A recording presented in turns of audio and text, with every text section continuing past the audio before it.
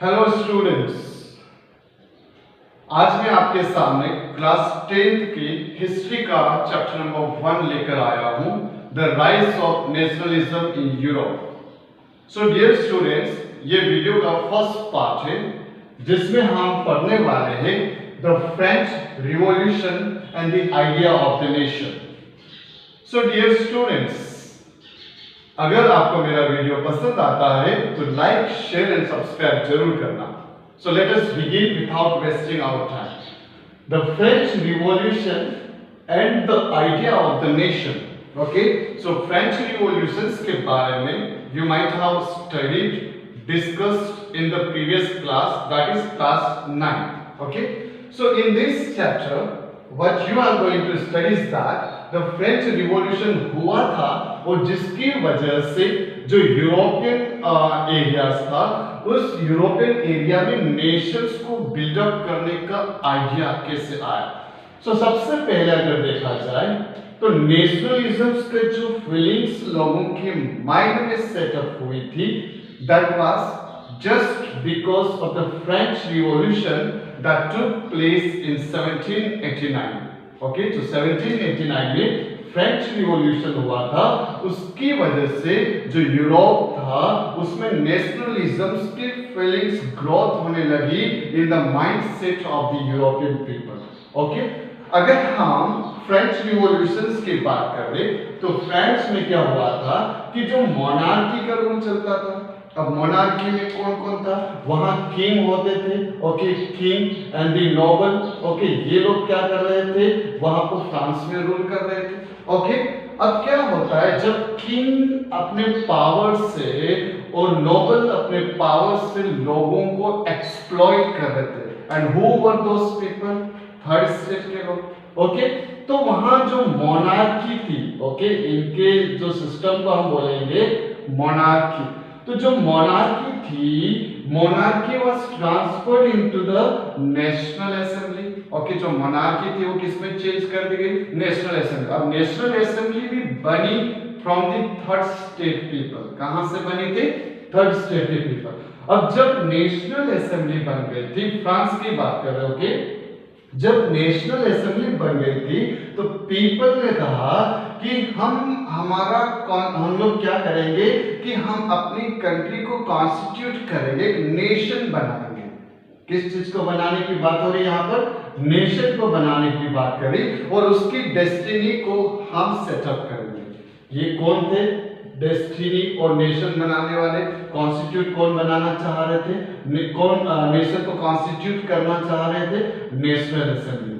Okay, तो now अब जब नेशनल असेंबली ने प्लान आउट किया कि भाई हमें एक सेपरेट नेशन बनाना चाहिए, हमें फ्रीडम किंग और नोबल से लोगों को फ्रीडम दिलाना चाहिए, तो उस बेस पे उन्होंने कहा कि we will constitute the nation and its destiny. हम अपने नेशंस को बनाएंगे और इसकी डेस्टिनी को सेटअप करेंगे। सो डियर स्टूडेंट्स, अब होता क्या है, तो जब फ्रेंच रिवॉल्यूशन स्टार्ट हुआ तो जो रिवॉल्यूशनरीज थे, ओके, तो उन्होंने क्या इंट्रोड्यूस किया? Various measures to create collective identity.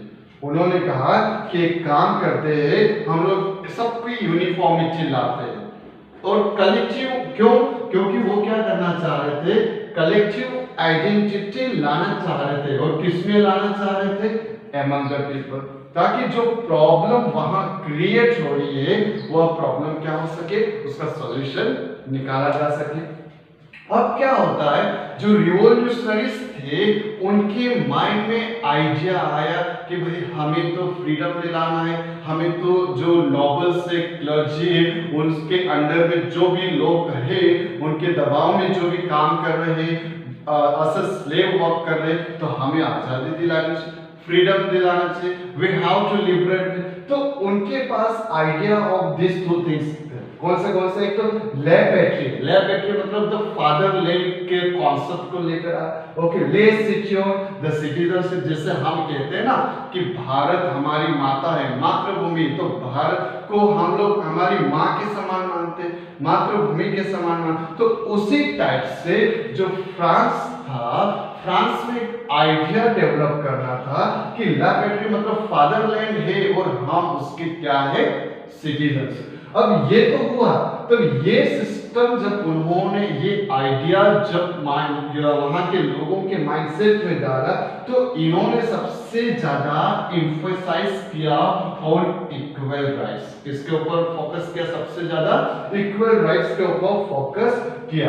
फिर उन्होंने इंट्रोड्यूस किया new flag, that is 3 colour का फ्लैग था। कितने कलर्स का था? 3 कलर। तो जैसे मान लो this is the flag of the France, okay, और ये जो फ्रांस का एक 3 हिस्सों में बांट दिए, ये जो हिस्सा था ये ब्लू कलर का था, ये व्हाइट का था, ये हल्का सा डार्क रेड में था, ओके। तो इस टाइप से फ्रांस में क्या किया, लोगों ने ये चीजों को डेवलप किया। तो यहां तक की कहानी आपको शायद समझ में आ गई होगी। अब आगे होता क्या है कि ये सब सिस्टम तो लेके आ गए, they wanted to make a nation, okay. तो उन्होंने सोचा कि अब हमारे यहाँ लोग तो बहुत है, देयर आर मेनी पीपल, अब उनमें यूनिटी कैसे लाया जाए। तो यूनिटी लाने के लिए उन्होंने अपना खुद का एक एजेंडा यूज किया, ओके। क्या था एजेंडा, और किसके एजेंडा की बात कर रहे हैं हम लोग, नेशनल असेंबली, ओके। तो नेशनल असेंबली क्या करती है कि उस समय जो स्टेट जनरल जो इलेक्टेड बॉडी थी, तो उसको कौन इलेक्ट करने लगा, नेशनल असेंबली, ओके। तो remember the state general was elected by the national assembly. पहले ऐसा नहीं होता था, जब से यहाँ पर ये सिस्टम आया तब से यहाँ पर क्या हुआ, नेशनल असेंबली स्टेट जनरल को इलेक्ट करने लगी। Then new hymns were composed, नए नए गाने जो कंट्रीज के लिए होते थे उनको कंपोज किया गया, और पुराने जो हिम्स होते थे उनको हटा दिया गया, ओके। फिर oaths were taken in the name of the nation, okay. Country के नाम से जो शपथ ग्रहण होती थी वहां पर, वो oath ceremony किसके नेम में होने लगी, नेशंस के नेम में होने लगी, ओके। देन उन्होंने सबके लिए एक जैसा यूनिफॉर्म फॉर्मुलेटेड यूनिफॉर्म लॉस, एक जैसा लॉस बना दिया।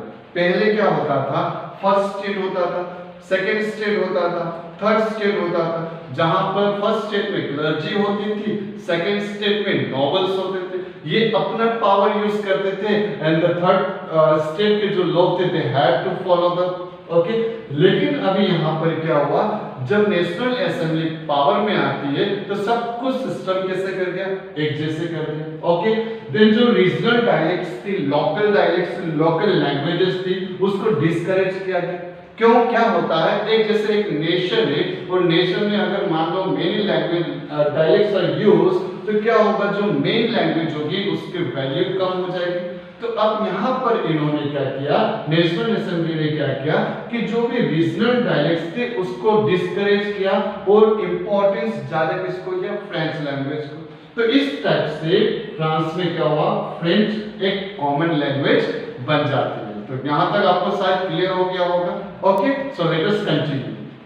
सो डियर स्टूडेंट्स, अब रिवॉल्यूशन तो स्टार्ट हो गया था। जब रिवॉल्यूशनरीज ने रिवॉल्यूशन स्टार्ट किया तो उनके माइंड में कुछ ऑब्जेक्टिव्स थे, ओके। क्या ऑब्जेक्टिव्स थे, सबसे पहले जो रिवॉल्यूशनरीज थे, फ्रेंच रिवॉल्यूशनरीज थे, they declared that they would make entire Europe as free nations. उनके माइंड में एक ये कॉन्सेप्ट आ गया था कि चलो भाई हम फ्रांस को तो फ्रीडम दिला दे, अब एक काम करते, पूरा जो यूरोप है उसको भी हम लोग जो नोबिलिटी से, रॉयल फैमिली से, क्लर्जी है, उनसे फ्रीडम दिला। सो दे डिक्लेयर कि यार काम करते, जितने भी यूरोप के जो लोग हैं वो are under the power of the monarchy, उनको हम क्या करेंगे, फ्रीडम दिला देंगे। तो उन्होंने डिक्लेयर कर दिया कि भाई साहब हम भी आपकी कंट्री को क्या करेंगे, एक सेपरेट नेशन बनाएंगे, ओके। और इस टाइप से they helped people of Europe to become new nations. तो लोगों को, यूरोप के जो लोग थे उनको सपोर्ट किया, उनको हेल्प किया। क्यों हेल्प किया, ताकि they also could make separate Nations. अब क्या होता है फ्रांस में, अब वहां पर कुछ थर्ड स्टेट के जो लोग थे वो थे मिडिल क्लास के लोग, ओके। तो मिडिल क्लास के लोग जब नेशनल असेंबली आई तो उस समय they started demanding for freedom. जो जैसे जैसे वो फ्रीडम की डिमांड करने लगे तो वहां पर छोटे छोटे क्लब्स बनने लगे, न्यू क्लब्स। ओके, और उसमें से सबसे ज्यादा जो फेमस क्लब था, the club was Jacobin club. Okay, ये सब चीजें अपने क्लास 9 के चैप्टर 1 में पढ़ा होगा। ओके, अब जब ये क्लब्स बन गया तो उस समय जो जैकोबिन क्लब था उसका जो लीडर था नेपोलियन बोनापार्ट। ओके, सॉरी, तो अब क्या होता है, जब ये क्लब्स बने तो उस समय वहां की जो फ्रेंच आर्मीज थी दूसरी कंट्रीज में भी जाने लगी, जैसे कि हॉलैंड, बेल्जियम, स्विट्जरलैंड और इटली। और ये कब था? 1790s में। ओके, तो इस टाइप से वहां पर आउटब्रेक ऑफ रिवॉल्यूशनरी वार क्या होता है, स्टार्ट होता है। जब ये वार स्टार्ट होता है तब उस समय वहां पर जो फ्रेंच आर्मी थी, आर्मी क्या कर रही थी, वन कंट्री से दूसरी कंट्री, स्पेशली कहां पर, यूरोपियन एरियाज में। ओके, तो आर्मी जब एक कंट्री, एक एरिया से दूसरे एरिया जाती थी तो वो फ्रेंच आर्मी अपने साथ में आइडियाज को कैरी करती थी। आइडिया मतलब उनके माइंड में जो आइडियाज थे of getting freedom from the monarchy, वो ideas were carried by the French army. क्यों? नेशनलिज्म के लिए। ओके, तो कैरीड आइडिया ऑफ नेशनलिज्म। तो जो ये जो army, French army one nation to another nation जब मूव कर रही थी तो ये उस समय उनके जो लीडर हुआ करते थे उनका नाम था नेपोलियन बोनापार्ट। ओके, तो Napoleon Bonaparte was just like a hero. Okay, किसका हीरो था नेपोलियन बोनापार्ट? अगर हम बात करें तो सबसे पहले जो फ्रांस था, फ्रांस का हीरो था। ओके, उसके बाद he became the hero of Europe also. Okay, so people liked him very much. किसको लाइक कर रहे थे? नेपोलियन। तो वो एक, he was working like a hero for the people of France and the Europe. तो इस टाइप से वो क्या करे, फ्रांस और यूरोप के लोग नेपोलियन बोनापार्ट को सबसे इंपॉर्टेंट पर्सन मानने लगे। क्यों? क्योंकि वो लोग, नेपोलियन बोनापार्ट क्या कर रहा था, उनको फ्रीडम दिला रहा था और उनको कुछ बहुत सारे रिफॉर्म्स किया था जिसकी वजह से यहाँ के जो लोग थे इनकी लाइफस्टाइल बहुत सक्सेसफुल हो गई थी। सो डियर स्टूडेंट्स, अब यहाँ पर जब नेपोलियन आता है तो नेपोलियन एक चीज सिविल कोड ऑफ 1804 इंट्रोड्यूस करता है। और ये क्या था 1804 सिविल कोड? तो ये आपको समझ में आएगा आप जैसे पढ़ेंगे और एग्जाम में भी ये आता ही। ओके, तो सिविल कोड ऑफ 1804 को नेपोलियनिक कोड भी कहा जाता है। ओके, याद रखना। और उस कोड के बेस पे क्या क्या चीजें थी, लेट अस अंडरस्टैंड। सबसे पहले remove privileges based on birth. तो ये क्या किया नेपोलियन ने, पहले जो राइट्स बाय बर्थ थी specially for the people of clergy और द नोबिलिटी, उस सिस्टम को पूरी तरह से खत्म कर दिया। People like this one very much, जिसकी वजह से people started liking Napoleon very much. Okay, उसके बाद ही एस्टैब्लिश्ड इक्वालिटी। ओके, कहा कि भाई कोई फर्स्ट स्टेट नहीं, कोई सेकंड स्टेट नहीं, सब होंगे तो सब बराबर होंगे। तो वो सिस्टम स्टार्ट कर दिया। ओके, और वहां पर पहले क्या होता था कि जो क्लर्जी थे, जो नोबल्स थे, उनके पास जमीन ज्यादा थी, लैंड ज्यादा थी। तो यहाँ पर अकॉर्डिंग टू हिम वो क्या करता है कि सबकी प्रॉपर्टीज को सिक्योर कर देता, सबकी प्रॉपर्टी बराबर है। Okay, then he simplified administration system. जो एडमिनिस्ट्रेशन सिस्टम था उसको उसने सिंप्लीफाइड कर दिया। ओके, सब पहले क्या होता था, क्लर्जी होती थी, नोबल होते थे, वो किसको डोमिनेट करते थे, थर्ड स्टेट के पीपल। लेकिन यहाँ कहता है कि नहीं, सरकार जो गवर्नमेंट होगी वो सबके लिए, एडमिनिस्ट्रेशन सिस्टम सबके लिए क्या होगा, इक्वल होगा। ओके, जो फ्यूडल सिस्टम था, जैसे हमने पढ़ा था कि जैसे यहाँ पर किंग है और क्लर्जी है, ये जब रूल कर रहे थे तो ये किस पे करते थे, जो थर्ड स्टेट के जो ऑर्डिनरी पीपल थे उन पे करते थे। तो ये सिस्टम को इसने क्या कर दिया, बंद कर दिया। ओके, तो फ्यूडल सिस्टम, गवर्नमेंट होगी तो one type of the government होगी। ओके, फिर उन्होंने पीजेंट्स को फ्री कर दिया फ्रॉम द सर्फडम। अब ये सर्फडम कौन थे? जैसे हम लोग बोलते हैं जमींदार होते हैं, उनको बोलते हैं सर्फडम। तो ये जो लैंडलॉर्ड होते थे जैसे ये, और इनके अंडर में बहुत सारे वर्कर्स क्या कर रहे हैं, यहाँ पर वर्क कर रहे हैं। तो ये जो सिस्टम था, इस सिस्टम को खत्म कर दिया।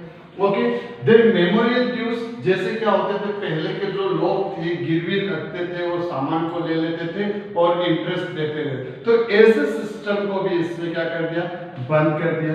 ओके, स्पेशली जो टाउन था वहां का, जो गिल्ड्स मतलब होता है ग्रुप। ओके, जो ग्रुप सिस्टम था उसके ऊपर रेस्ट्रिक्शन लगा हुआ था, that was remove. Transport and communication system में इंप्रूवमेंट किया गया, जिसकी वजह से जो पीसेंट्स, आर्टिसंस, वर्कर्स, बिजनेसमैन, ये सब फ्रीडम को एंजॉय करने लगे। तो जिसकी वजह से Napoleon Bonaparte was liked too much by the people of the France, और साथ ही साथ में यूरोप में भी लाइक करने लगे। क्यों? Same civil code was started in Europe also. Okay, लेकिन कुछ पॉपुलेशन ऐसा था वो आर नॉट हैप्पी। ओके, होता है बेसिकली आपके टाउन में भी होगा, बहुत सारे लोग होंगे, कुछ आपको पसंद करेंगे, कुछ नहीं करेंगे। Similarly same thing was happening with this one. Okay, जब नेपोलियन ने सिविल कोड ऑफ 1804 स्टार्ट किया तो बाकी जो यूरोपियन नेशंस थे उनको बहुत अच्छा लगा। तो उन्होंने कहा कि यार हमारा जो हमें जो फ्रीडम दिला सकता है मोनार्की से वो है कौन? नेपोलियन। तो उन्होंने कहा नेपोलियन एक काम करो, तुम हमारे यहाँ और हमें भी मोनार्की से क्या करो, फ्रीडम दिया। तो ही वाज वेलकम्ड। ओके, उसको अलग अलग कंट्रीज में बुलाया गया। और कौन सी कंट्रीज थी? एक Holland, Switzerland, Brussels, Mainz, Milan, Warsaw. ये कंट्रीज ने कहा कि नेपोलियन यू कम हियर और you help us to get freedom from the monarchy, और इस टाइप से उसको बुलाया गया। तो उस नेपोलियन को ये जितनी भी कंट्री थी, they called him as a harbingers of liberty, आजादी दिलाने वाला, इनके लिए एक दाता बन गया। ओके, ही बिकेम द, जैसे भगवान का रूप लेकर आया कि यार चलो यार हमें कुछ अब उम्मीद जगी है क्योंकि नेपोलियन आ गया हमें बचाने के लिए। तो इस टाइप से, लेकिन जब ये आगे इस टाइप से इन कंट्रीज के साथ में मिलकर इन्हें फ्रीडम दिलाने लगा, तो ये अपने आप को कहने लगा कि ये टेरिटरीज तो मैंने इनको जीत दिलाई, ये जो एरिया है इनको जीत दिलाने का काम किसने किया? मैंने किया, नेपोलियन। तो उससे क्या हुआ, बहुत सारे इफेक्ट हुए। किसको इफेक्ट हुआ? हॉलैंड को, स्विट्जरलैंड को, ब्रुसेल्स को, मेंस को, मिलान को, वार्सो को। अब क्या इफेक्ट हुआ? सबसे पहले जितनी भी कंट्रीज ने उनको वेलकम किया वो तो उसका पावर शो करेगा, क्योंकि he only supported them to get the freedom from the monarchy. तो अब क्या होता है, जो पॉलिटिकल फ्रीडम था इनका, they lost the political freedom. क्यों बोले? क्योंकि भाई जो कुछ भी करेगी ये कंट्री सबसे पहले guidance under the control of किसके होगी? नेपोलियन। तो दे फेल्ट दैट कि उनकी जो पॉलिटिकल फ्रीडम है वो क्या हो रही है, कम होती जा रही है। देन जब वो रूल इस टाइप से उनका सपोर्ट किया तो ही आल्सो इंक्रीज टैक्सेस। क्यों इंक्रीज किया? क्योंकि क्या था, जो नेपोलियन की जो आर्मी थी, आर्मी काफी बड़ी थी, तो उनको सैलरी देने के लिए पैसा चाहिए था। ओके, अब ये पैसा कहां से ला? तो उसने सोचा कि काम करता हूं, जिनको मैंने सपोर्ट किया हूं, फ्रीडम दिलाया हूं मोनार्की से, उनसे भी टैक्स लेना स्टार्ट कर देता। ओके, तो फिर उन्होंने वहां के जो इन कंट्रीज के जो लोग थे उनको फोर्स किया टू जॉइन फ्रेंच आर्मी। क्यों? To conquer rest of Europe. बाकी के यूरोप था उसको कॉन्कर करने के लिए उनको फोर्स किया कि एक काम करो, तुम भी हमारे साथ में जुड़ जाओ और हम इस टाइप से एंटायर यूरोप को एक अलग सेपरेट फ्रीडम नेशंस में बना देंगे। तो इस टाइप से वहां पर ये क्या करता है, यूरोपियन पीपल को भी फोर्स करता है कि वो क्या करे, to join his army. So dear students, अगर आपको मेरा वीडियो पसंद आता है तो लाइक, शेयर एंड सब्सक्राइब जरूर करना, ताकि मैं नेक्स्ट वीडियो के साथ में आपके सामने आ सकता हूँ। तब तक के लिए thank you, have a nice time ahead.